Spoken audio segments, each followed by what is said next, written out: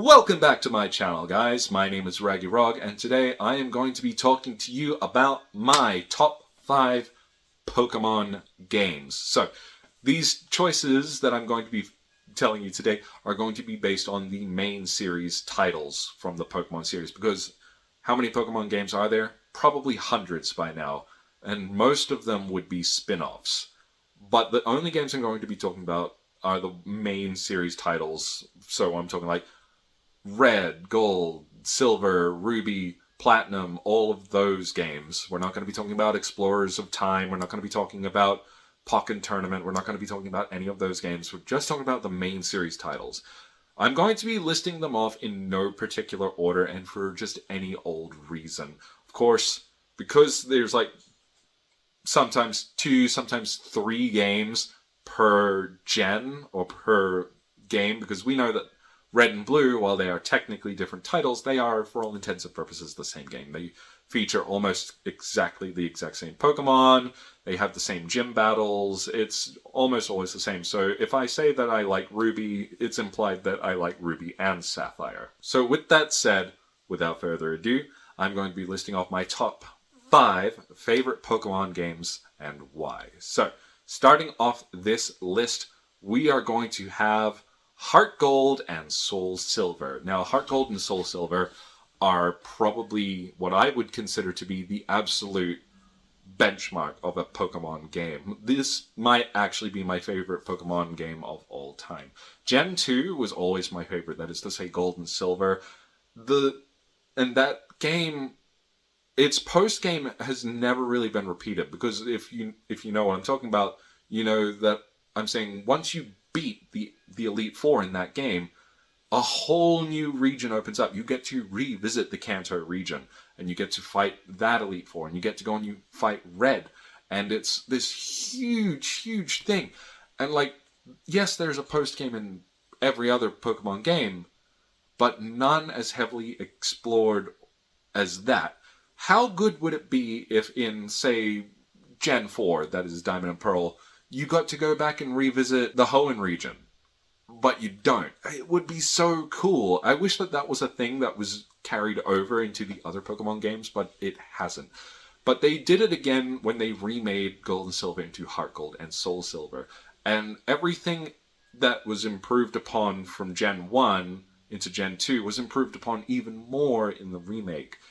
And we saw things like the return of your Pokemon following you, which is an element that has been, again, explored more and more as time goes on.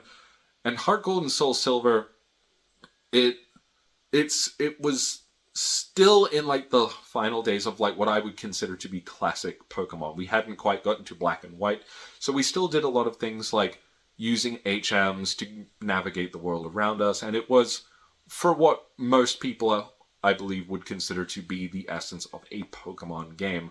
These days, navigating the world is becoming more streamlined. The meta is more streamlined, like breeding perfect Pokemon, competitive battles, all of that kind of stuff. Heart Gold and Soul Silver still felt like it very much respected the player's interest in the world and the game and the Pokemon itself, rather than the meta surrounding it. So Heart Gold and Soul Silver, I would play that any day of the year, 100%. Next on this list is going to be Gen 4's Diamond, Pearl, and Platinum. So I never actually played Platinum or Pearl. I've only played Diamond, but I also played Diamond, Brilliant Diamond, when they remade it.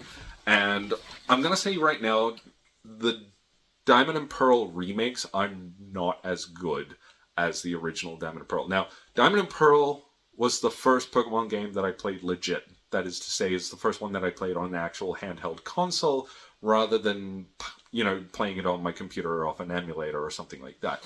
So I have a very special place in my heart for that game. And because this game came out pretty much as I was becoming an adult, I was just about 18 at the time, if not a little older, I was able to immerse myself in Pokemon to the extent that I had always wanted to. Because we grew up relatively poor growing up, I was never allowed to have a Game Boy. I couldn't really be all up in it, so I had to get very creative about how I experienced Pokemon. But now that I was an adult and I had my own money and a job and everything, I was able to get my own DS. I could get my own game cartridge, and I was also able to buy some of the spin-offs, including Pokemon Battle Revolutions and Pokemon Ranch for Wii. So my experience in Diamond and Pearl was very in depth. It was very deep and far-reaching compared to a lot of my other experiences. So while I understand that Diamond and Pearl may not be everyone's favorite, it is one of my favorites, if only because it was like my first go at really taking a deep dive into Pokemon. I'd always loved it, but this was my first time really immersing myself, and I loved it. It was an experience that I had with my brothers as well. We all did it at the same time, and I don't regret a single choice I made at that time in my life. So there's that. I was saying that I don't like the remakes as much, and I think that's because compared to a lot of the other remakes that we've had up to this point, the Diamond and Pearl remakes kind of took a step backwards. We weren't allowed to catch every Pokemon in the game because of the newly introduced rules in Sword and Shield, where the national dex will now only contain a percentage of the total Pokemon in the game. The global trading system and battle system was not even active in the game by the time I had actually finished all of my playing. I dumped a few hundred hours into that game, and by the time I was done, I still wasn't able to trade or battle online in a streamlined fashion. So it was pretty disappointing, and I'm pretty sure that Game Freak was not putting a lot of stock into it, and I think it's evident when you look at how soon after the release of Brilliant Diamond and Shining Pearl that Legends Arceus came out. Like, it wasn't very long, so we weren't expected to have much time with that experience, which is unfortunate. But the original Gen 4 Diamond and Pearl, definitely one of my favorites. Next on this list, I have chosen X and Y. So while I did just make a big deal about being able to immerse myself very deeply in Diamond and Pearl, after Black and White came out, I didn't enjoy those so much, and I kind of fell off the Pokemon bandwagon for a while there. I did other stuff in my life. I applied myself to my education and my work life and everything, and I kind of just steered away from Pokemon because it kind of got away from me a little bit. But when X and Y came out, it was like this huge step into like Pokemon in a 3D environment. And while it was kind of more like a pseudo 3D, you couldn't exactly like rotate the camera around your character and explore the environments that way, but it was still a huge step for the series, especially when you look at what Black and White looked like and then compare it to X and Y. And X and Y was, for all intents and purposes, a very well put together game. It didn't feature quite as many new Pokemon as, say, other gens had introduced, but every Pokemon introduced in that game slaps. I've said this in other videos, but every Pokemon introduced in X and Y is viable competitively. They are well designed. They look good. They look good on paper, and they just are good. And I can really appreciate that because it became this matter of quality versus quantity, and quality won for sure this time. This is when content started being streamlined a bit more in Pokemon as well, especially with the global trade system, the Wonder Trades, and all that. And these were a lot of cool new systems that made playing not only faster and more easy, but like a lot more fun as well. So I know that I played alongside a few other people, and it's probably the first game where I got really swept up in the meta, into competitive battling, because it became viable for me, and that was something that became more streamlined, as well as the developers thought of ways to make it easier for you to create competitively viable Pokemon if you want, while still making it feel like you really have to work for it. And they gave you other options as well, like with the mini games that were in that as well. So that's something I really appreciate about X and Y. It kind of revitalized my love for Pokemon. Not that it went anywhere, but where I remember by the end of Black and White feeling like the series was probably on its way out. Like, I thought, like, okay, now we're starting to move backwards a little bit. Things are getting a bit stagnant. It completely surprised me, and all for the better, I might add. So X and Y, love it. Next on this list, we have Omega Ruby and Alpha Sapphire. So the Gen 3 remakes, commonly referred to as Auras. Similar to Heart Gold and Soul Silver, these are what I would consider the golden standard of a remake. And while Some of the new features implemented were a little contrived. It did an excellent job of continuing the themes introduced in Gen 6. That was X and Y. So we can say that Gen 6 might be the best gen of Pokemon overall.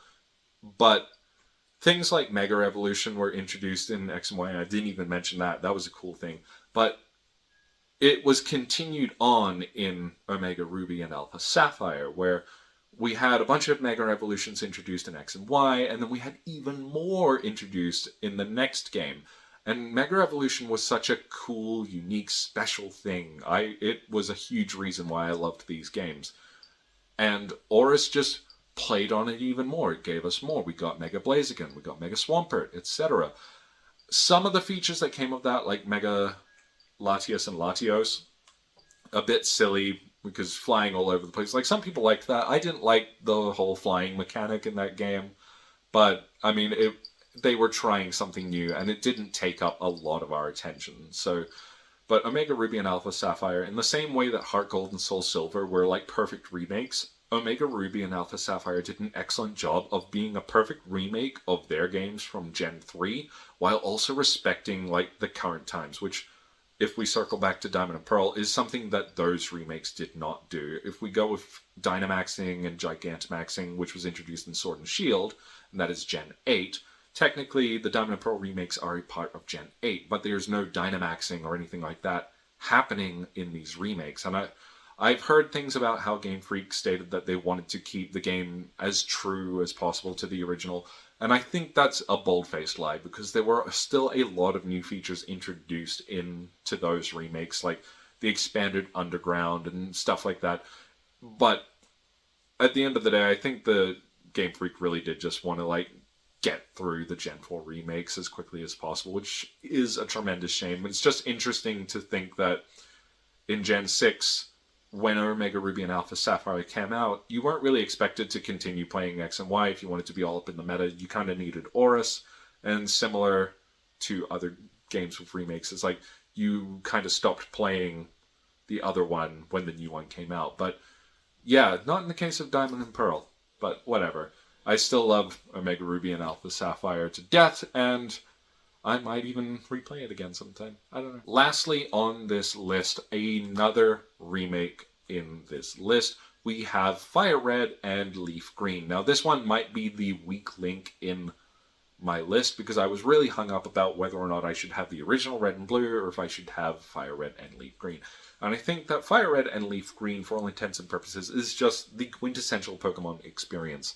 For people who are new to Pokemon, you really want them to have an easier time wrapping their head around the concepts and the ideas. And I think if you slam them with like this super 8-bit retro experience, it's going to be a little daunting. So I appreciate that Fire Red and Leaf Green still hold up to this day. They are clearly dated in terms of mechanics. There's a lot of features in those games that are not relevant anymore in the Pokemon meta. But again, if you wanted to introduce someone to Pokemon or playing Pokemon, this would be the game that I would show them. Absolutely.